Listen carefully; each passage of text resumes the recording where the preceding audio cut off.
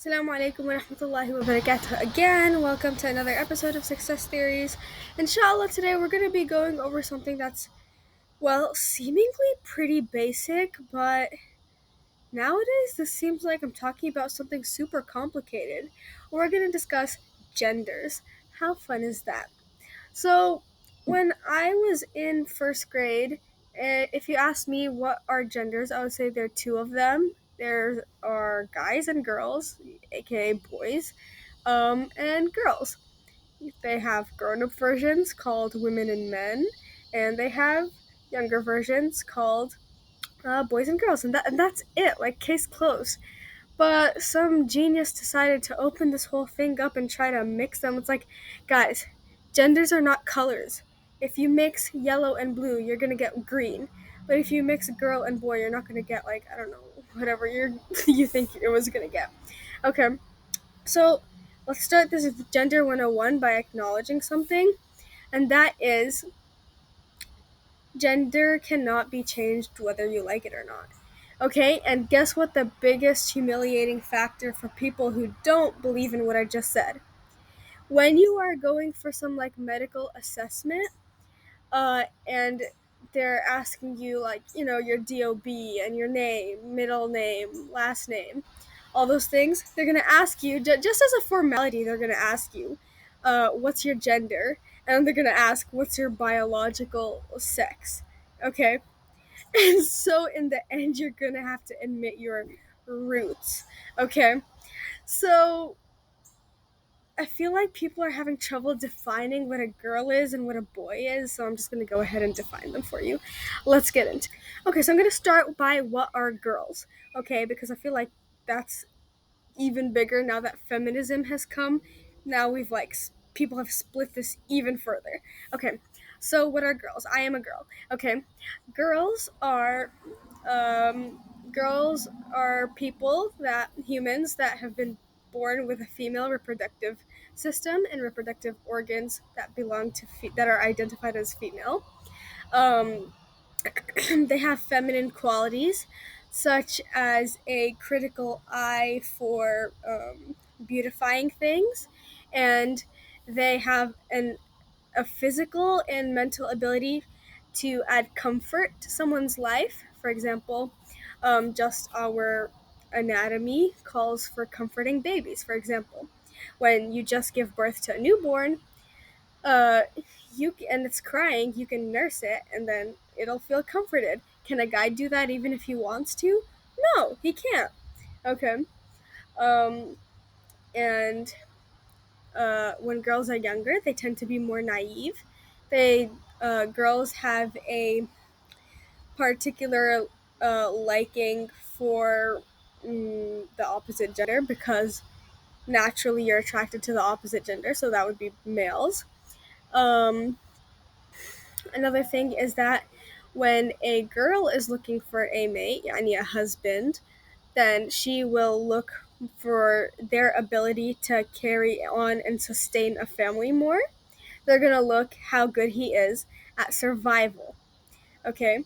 Because girls are essentially comfort and guys are essentially survival. So the thing about girls is that their comfort is their thing. That's their department. Okay, comfort isn't the women's department. That is their role. Okay, that's their gender role. Um, and that's why you'll notice I just mentioned an example in our anatomy and a lot of other things. They're kind of rated R, so I'm not going to say them, but I'm sure if you think deeply and contemplate a bit more on this idea, you'll notice them yourself.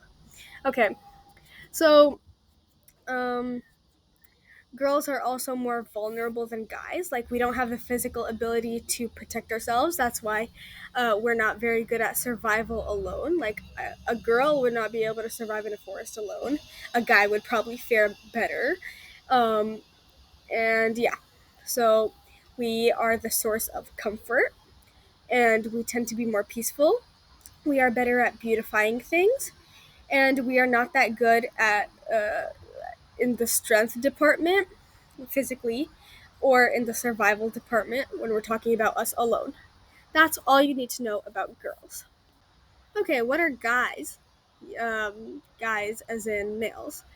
Okay, that's actually going to be even simpler than girls. Guys are born with the male reproductive systems and organs. They have a more strong physical buildup, and they inhibit masculine traits, such as, for example, they have less of an emotional need and attachment to things. They're able to control emotions better. That also means that they're more efficient. They don't get lost in their emotions.